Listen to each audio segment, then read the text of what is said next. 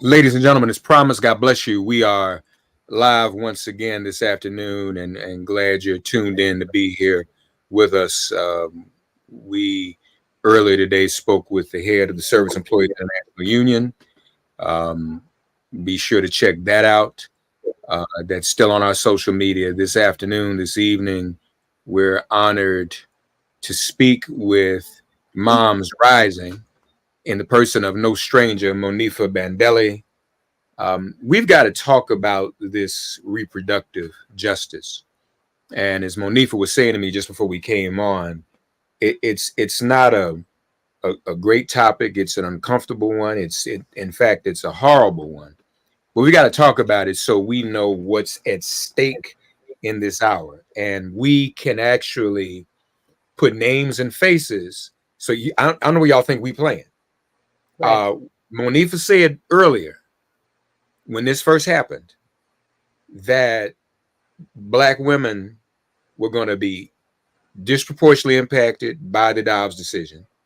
There was already too much Black maternal mortality, so we need to deal with that. And again, I'm calling out all these disinformation folk out here on as and I said earlier, Monifa, we're 1 week from the 29th anniversary of the Million Man March, Mm-hmm. and we decided as Black men 29 years ago that we would defend our families, that we would defend and stand up for Black women. That's not just something to be saying.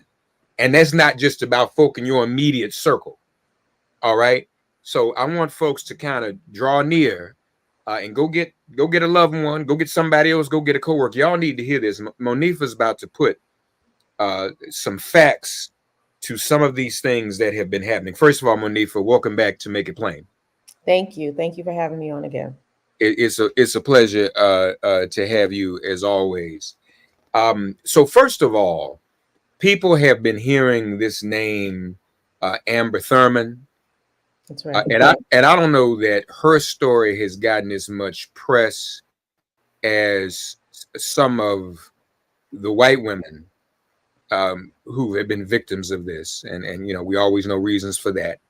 But this is our opportunity to inform people about what's going on. So let's start there. And let's not presume people really know what's been going on. So please, Amber Thurman, tell us about what happened with her as a result of the Dobbs decision.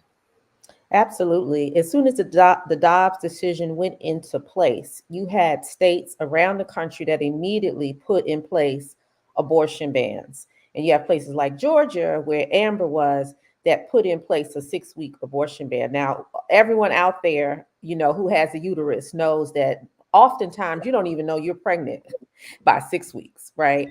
So this was something that we knew right away was going to put so many people at risk, but especially Black women, especially Indigenous women, because there's already so much discrimination and hostility that we face going into hospitals and clinics and seeing doctors. I mean, that's documented. But then to also remove access to prenatal care, which is what the Dobbs decision did. When the Dobbs decision came into play and Roe fell and places like Georgia put in place abortion bans, you saw doctors leaving the state en masse, right? So there's an OBGYN shortage in states that have abortion bans. That doesn't just impact people who need an abortion. That impacts every single person who needs maternal health care, and as we know, impacts us disproportionately. The second thing that has happened is that hospitals have either closed or have closed their labor and delivery units, right? Because if there's no doctors, the entire units are closing and entire maternity hospitals are closing. So what you're creating is a maternal health desert. So people understand that they're banning abortion because they think they're saving babies. But guess what? When you create a maternal health care desert in a state, you're putting babies at a higher risk than ever before. So Amber was a young mother who was seeking emergency health care. She arrived at a hospital in need of a full abortion, or what folks would understand as a DNC. She was becoming septic. She had a fetus that was not viable. She had to leave the state earlier in the month to get the care that she wanted, and that wasn't working. And so instead of jumping immediately in the moment to save Amber's life, to provide her with the health care she needed, which was essentially an abortion, doctors waited because they were afraid to lose their license, violate state law, didn't know should they follow federal law or state law. Federal law says if somebody's in an emergency, you're supposed to treat them. The state Right. was saying you can't do an abortion. So doctors are sitting around scratching their heads. And in the meanwhile, her condition worsened and she lost her life. And I'm glad you pointed out the difference between what's happening, not only in the media with sharing Amber Thurman's story, but even the outcome. The stories that we've heard about women who were becoming septic, who were almost dying, that they finally were able to save them, are like the stories we hear about, like the white woman in Idaho, where doctors, because they couldn't decide what to do, they put her on a plane to another state just in time to save her life before she died. So folks look that up. The Idaho woman who needed an abortion, who was a white woman, almost died, but didn't because they made a drastic intervention to save her life. But we see that Amber Thurman, and also when we share these stories, we hear about other ones. Another Black woman, Candy Miller, also in Georgia, also doctors waited too late to give her an abortion that would have saved her life.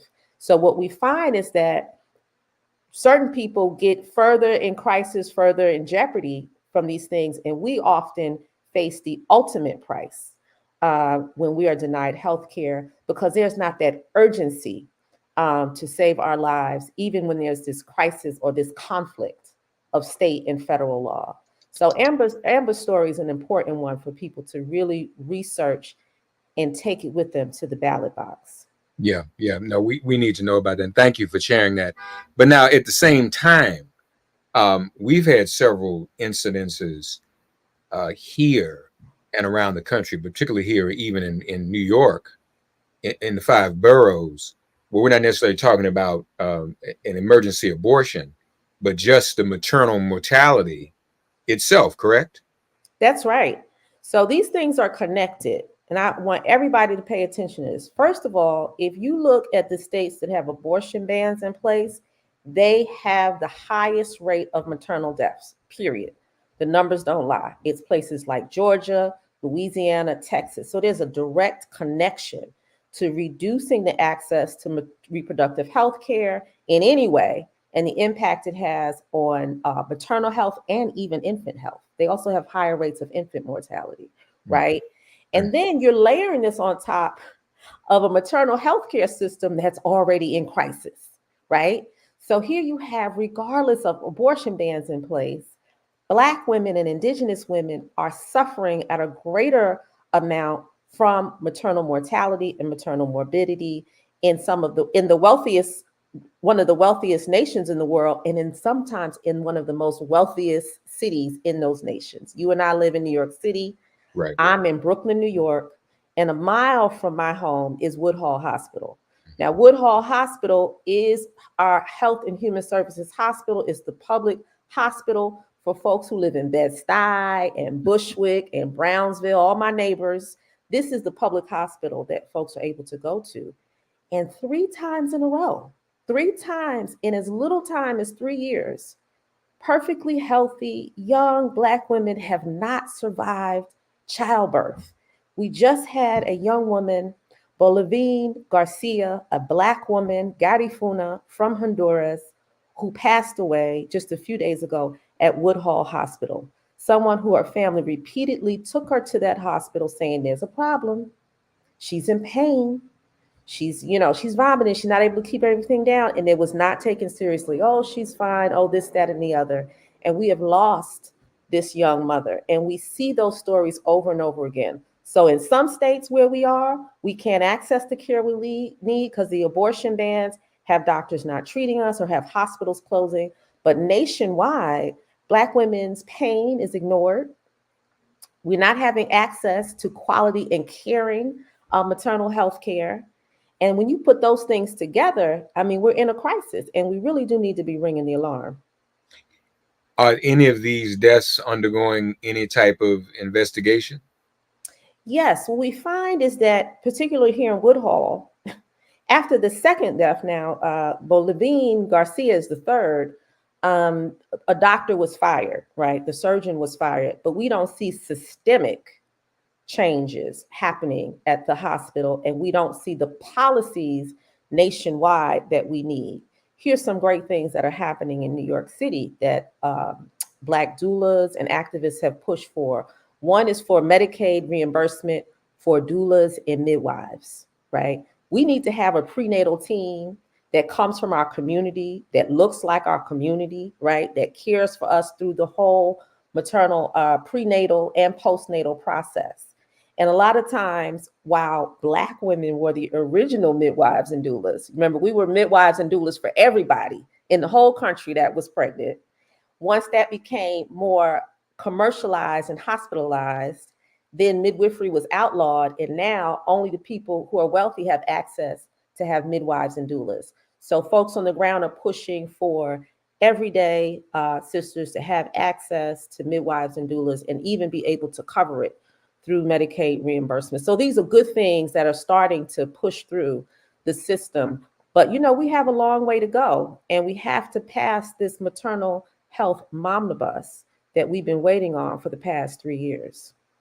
Where is the momnibus legislation right now? Yes. So, back when we had Build Back Better, it was in there, right? We had we had child care in there. We had the Black maternal health momnibus, and those things were cut out, and Build Back Better fell by one vote, which was Joe Manchin in West Virginia. One senator stood in the way of having access to care and access to comprehensive maternal health care for tens of millions of people. Because what happens is that when Black communities and Black women fight for policies, it's going to help everybody, right? It was going to be standard. Always does. It was going to be standard that in your labor and delivery rooms that you had immediately those crash carts, that if there was preeclampsia, that it was all right there. The carts were right there. It was going to identify people who were not good players in the system, doctors or nurses or hospitals who were repeat offenders and not caring for moms. There would be consequences. There were incentives for hospitals to do better. So there was so many things in the momnibus that could have turned a corner, but one senator, that's why we say how important it is for us to all get out and vote. One senator was able to block all of that, right, for the entire nation. Where we stand now is that we have a good, opportunity of passing the momnibus, perhaps in 2025. We could have that, or we can have the results of Project 2025, right?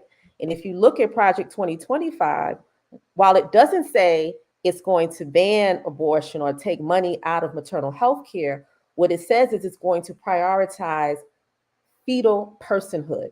Now, y'all listen to this language, right? Because if you create provisions for a fetus to be a person and you prioritize that person over the pregnant person, essentially you're talking about increase in maternal mortality, right? That we will not be able to save moms, that people will not be able to get abortions when they need them or when they want them. They should be able to get them when they want them too, if we let things like Project 2025 take hold. So that's where we are, really at a crossroads right now. The champions for the momnibus are still there. Congresswoman Underwood and Congresswoman Adams are the co-leads on the Black maternal health momnibus. And we are continuing to share our stories and push it forward.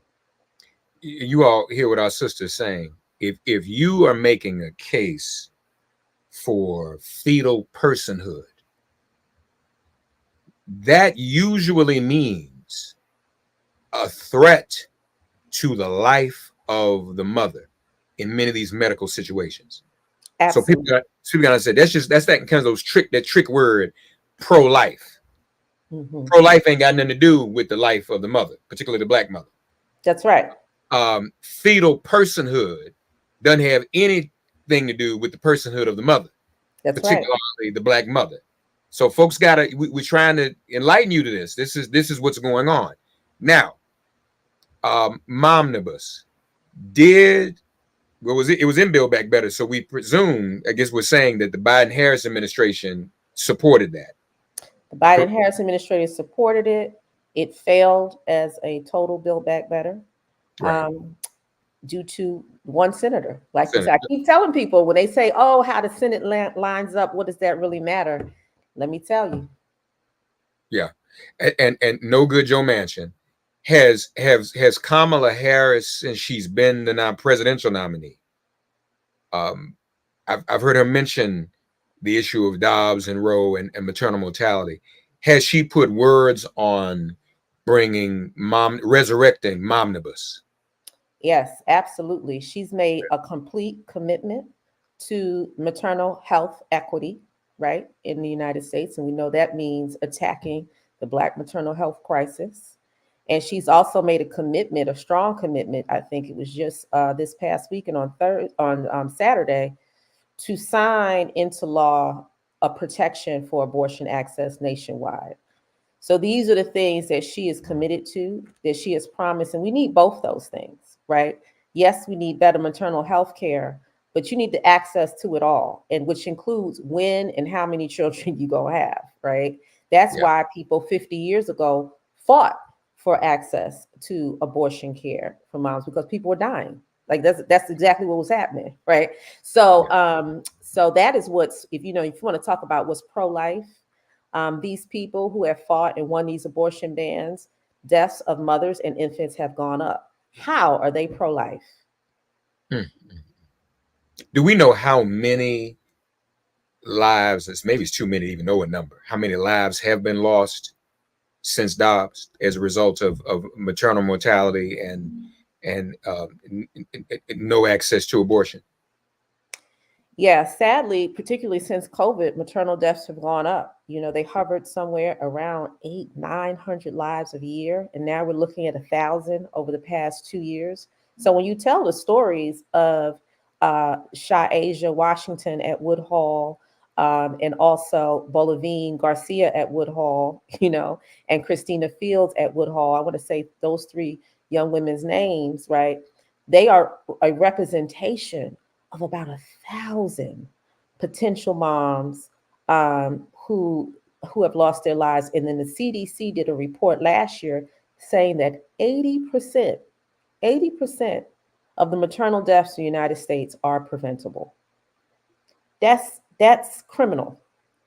80% by the CDC's own measures, right? This is you didn't pay attention. This is you didn't go back and check for the pain that the patient was experiencing. This is postpartum hemorrhaging. This is all the things that could be prevented with the right care, and it just wasn't there. And again, back to this fetal personhood, y'all. If the mama don't survive, what are the odds that this fetus survive? I mean, I think there's this fantasy, like people have been watching too much Game of Thrones. Listen, Let's get the heir to the throne out and sacrifice the mama's life. But that ain't really the way that works, is it? it's not. And they're also listening to a lot of misinformation and disinformation. There are probably a lot of your listeners aren't getting it because they're not the target audience, but people are getting these social media commercials and ads that say they want to ban abortions so that there aren't post-birth abortions. That's Yeah. not a thing. That's nothing.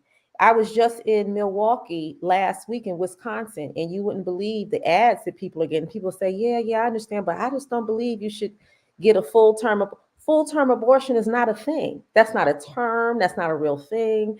What you have is the right are selling you scare tactics, right, to support something that's actually harmful. What is a real thing is the maternal mortality crisis. That's a real thing. People have come full term are delivering, and they are not surviving because these abortion bans are creating maternal health deserts in their state. Yeah, folks create these false crises, folks. Like there's no voter fraud. There are no uh, um, African immigrants or Caribbean immigrants coming to get your reparations. No, yeah. And there are no full-term abortions. In fact, the one we know of that was suggested was the one that Donald Trump's nephew wrote in his book, who had an either autistic or developmentally disabled child, and Trump told him, "Y'all need to live your lives and go ahead and let that kid go." It, Hello.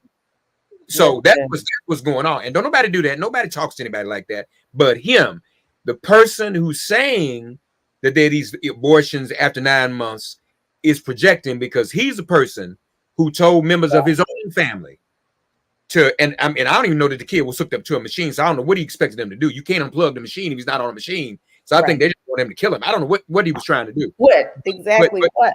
Yeah, but that's what you call a post-birth abortion. All right, so that's the only one supporting that. So folks, we need to be clear on that. Tell people more about what Moms Rising is doing specifically, please, and how people can get involved in moms. And I'm one point that Monifa did a little history for us here. Y'all, we were the midwives. See, folks, we weren't really, folks said we were animals. We were less than human. But as soon as we got here, 5 minutes later, they had us delivering their babies and breastfeeding their children. And nursing them. So right. So we couldn't really be, y'all animals, but not really, because y'all gonna take care of our children. Because we really animals, they would have been afraid of us eating the children, like he says we doing now. We eat that cats and the dogs. They don't really believe that because they know they need us. But talk to us about Moms Rising, what you all are doing, and how people can get involved and do something about this. Absolutely. So we're a part of an amazing effort called Black Maternal Health Week. Please go to our website and become a part of that in April. I mean, we partner with Black midwives, doulas. We do events all over the country, highlighting, basically taking us back to the roots. My mother's from a small town in South Texas, and a woman named Mary Clark delivered her and her siblings, my grandmother and her siblings. She delivered 3 generations of Black people in this small town in Wharton, Texas. And, as far as my mother knows, there were no high rates of babies being lost and mothers being lost by Mary Clark. In fact, my own grandmother had a hugely complicated birth, and Mary Clark was able to deliver my uncle safely, as well as my grandmother. But when my mother moved to New York to have her children, she had to go to a hospital, and she ended up twice having C-sections. Right. Mm-hmm. And she saw the same thing with all of her cousins and siblings who migrated out and were in the big urban complexes where it was medicalized and you're going to hospitals. Now, all of a sudden, everybody's having C-sections. Mary Clark wasn't getting no C-sections. Right. So, and not to say that C-sections aren't needed. They are. But Black women are disproportionately put through C-sections. So I just wanted to name that this is really going back to what we already know. So go to our website and join on so that we can celebrate with this growing movement of Black birthing centers. It's just amazing. It's happening all over the world. But to support the Momnibus, go to momsrising.org, and you will see that you can sign a petition to support the legislation. But more importantly, share your story. We've been sharing stories, and dads, you have stories too. Brothers and uncles, you have stories too. Because when we go to these legislators and they're like, well, I don't know if this is a problem in my town. Yes, it is, because it's a problem in every state in the nation. And here are the stories to put the faces. You said it earlier, put the face and the name to the numbers. That's why we say Amber Thurman. That's why we say Candy Miller, right? Because we can say 1,000 and that's just a number. Right. But it's 1,000 Amber Thurmans with parents and other children. She was a mom and loved ones and siblings and cousins. And so we amplify, if you that times 1,000, and we are in a crisis. And folks, as Monifa's saying, the stories are important as well. The stories so are very beyond the number. And unfortunately, a lot of us think we're isolated in our own situations. Mm-hmm. What Monifa Bandele is saying to us is that we are not. And so we've got to share the stories. We've got to talk about it. There's no shame. There's no shame in that. Sharing what your stories are. This is slightly different topic, but I do want to ask this. I know at one time Black women were also disproportionate. Let's go to how we're treated in the exam room and everything else. Black women are disproportionately being, or were, I don't know if this is still true, that's what I'm asking, disproportionately being given hysterectomies. Is that still a reality? I don't know, but I do know that Black women are disproportionately giving C-sections. And also that there was just a report that came out that said that Black women were getting C-sections unnecessarily. and I'm going to drop this in the thing. They're giving on this is from the New York Times. Uh-huh. This just came out. Unneeded C-sections for the purposes of training surgeons, right? When you're a surgeon and you got to do a certain amount of hours of cutting, this is a report that basically says Black women are more likely to be put through these unnecessary procedures for the purposes of the training in these hospitals. I Mm. mean, if that doesn't reek of everything from the Tuskegee experiment to, you know, um, Dr. Marion James Sims. I think we may have lost Monifa, but we'll get her back. Hopefully, she'll be able to log back in. I'm gonna lift up this headline so you all can see it.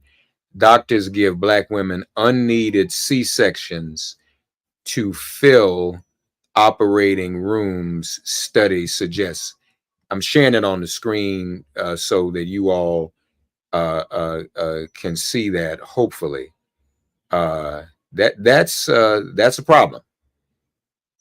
That is a problem. There we go. We've got Monifa back. Yeah, no Yeah, I was problem. in the middle of my sentence about Dr. Marion James Sims, who was the quote unquote father of obstetrics, and he developed his practice by performing experiments on Black women who were enslaved. And so this reeks of that. This finding that came out about these unnecessary C-sections. Unbelievable. That's the headline, folks. Doctors give Black women unneeded C-sections to fill operating rooms. Healthy Black women with low risk factors were far more likely to get C-sections than white women with similar medical histories. A large new study found. A new report of nearly 1 million births in 68 hospitals in New Jersey. Now, I guess they just looked at New Jersey. That's scary. You know, if that's happening there, it's happening elsewhere, folks. That's right. And we got to be. It says the additional operations on Black patients were more likely to happen when hospitals had no scheduled C-sections, meaning their operating rooms were sitting empty. That suggests that racial bias paired with financial incentives played a role in doctors' decision making. We've got to blow this up, Monifa. We got to do something about this. This is not the answer. And like I said, these are connected. They want to separate the conversation. They want to say, "Oh, here's abortion. Oh, here's maternal health care. Oh, there's a C-section issue." This is state violence on Black women's bodies, right? And when Yeah. we look at state violence with policing in prisons, we know it's all together. Maybe it was during the arrest, or you died in custody, or something's happening. It's all one level of state violence. And when you put these issues together, that's what you're seeing happening to Black women. All right. Momsrising.org. Folks, I say to people all the time, Monifa, if every one of us picks one issue to attack that is affecting our community, Right. there'll still be a million more left. Yeah. So we don't always have to be on one thing. No. And we need some of you to be on this. All right. Moms Rising does not need to be doing this in isolation. We're holding up this bloodstained banner on behalf of our women and our mothers. And Monifa, you can always challenge me to do more. So much going on. But I'll be honest with you. The problem is, for the next 30 days, all anybody wants to talk about on television, major networks, and television news, even friends we have on major networks, is the election. I get it. But let me tell you something. After this 30 days are over, I'm gonna go back to acting like a fool. As a matter of fact, I said that at the DNC, and then Fox ran a headline attacking me.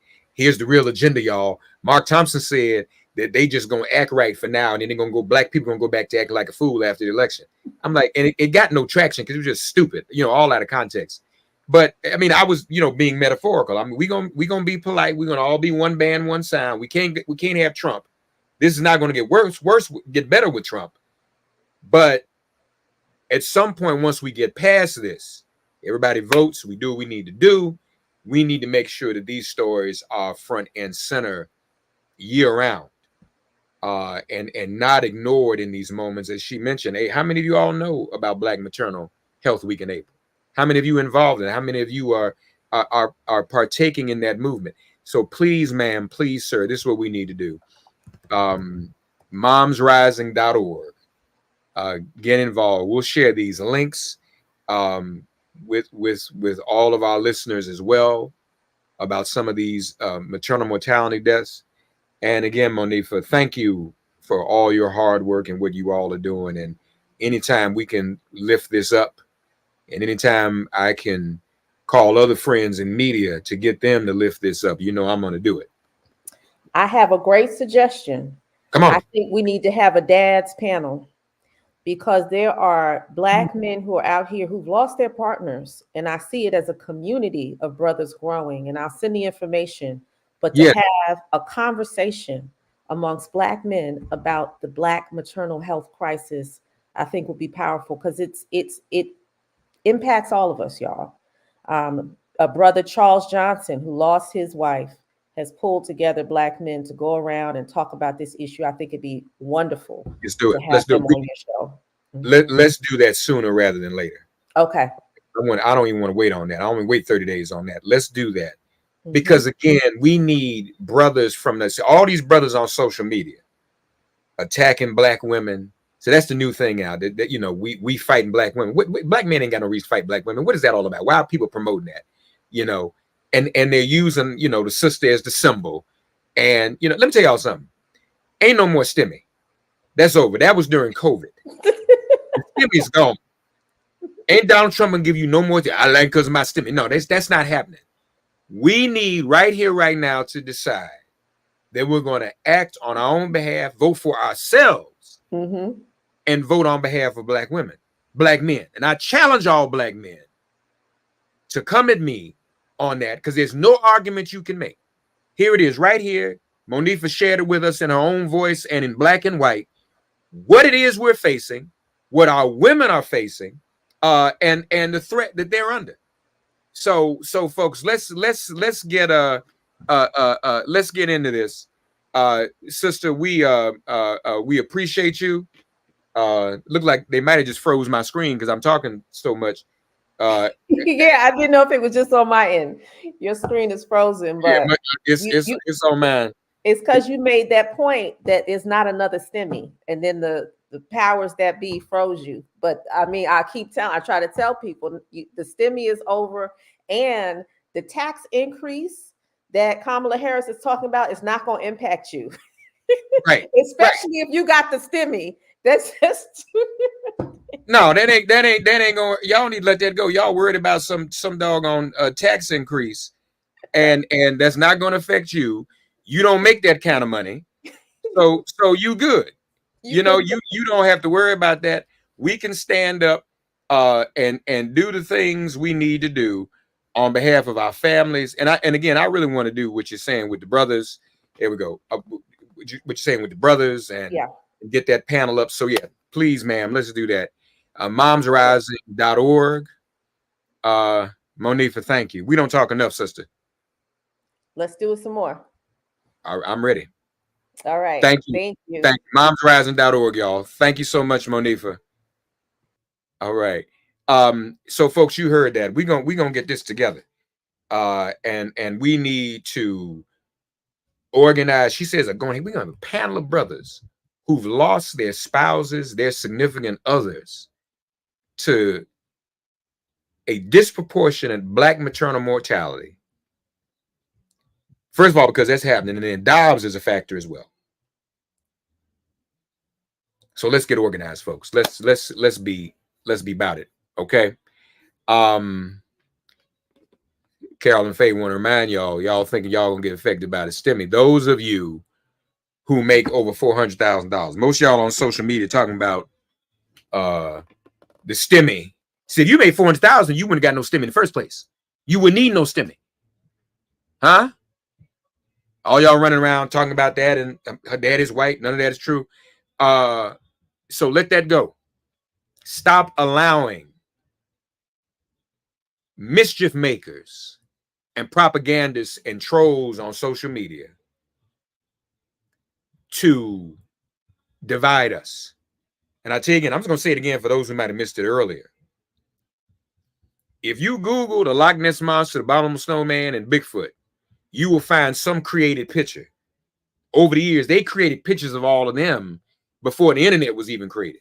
There's even a picture of the Martians when they visited President Eisenhower in the 50s.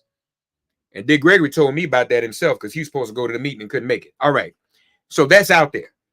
There's not even a fake AI picture of Kamala Harris's supposed white daddy. And I know one of the brothers out there pushing that line and got my sweetheart Janet Jackson saying it. We need to cut that out. We need to cut that out. Black women's lives are on the line. And who better to make a contribution in defending their lives than a black woman? We got a lot of balls in the air. This is October 7th. We will always be in solidarity with the tens of thousands of Gazans who have lost their lives. Nobody should lose their life. We call for a ceasefire. By the way, a ceasefire, our song by Ayanna Gregory. The video is now on Apple Music. The song was already there. Ceasefire, Ayanna Gregory, and Common Hymnal. Go to Apple, iTunes, go to Spotify, but the video is now on Apple Music. You can download that as well. Just want to let you know that. We still talking ceasefire. Can't get that. All right? These are all the things that are important. We got to walk and chew gum at the same time. We got to call for a ceasefire. We got to call out the policy that is about to take us into a world war if there isn't one already. Good to hear from you, Carolyn Armstrong, Carolyn Faye. But we've got to fight. Somebody's asking, we need to talk about the 29th anniversary of the Million Man March. What is it that we ought to be doing? What did we pledge to do as black men? What happened to us? Huh? All right, I'm gone. I know I've talked too much. It froze my screen earlier because some of the stuff I was saying. Love y'all. Talk tomorrow. Have a great evening, and God bless you all.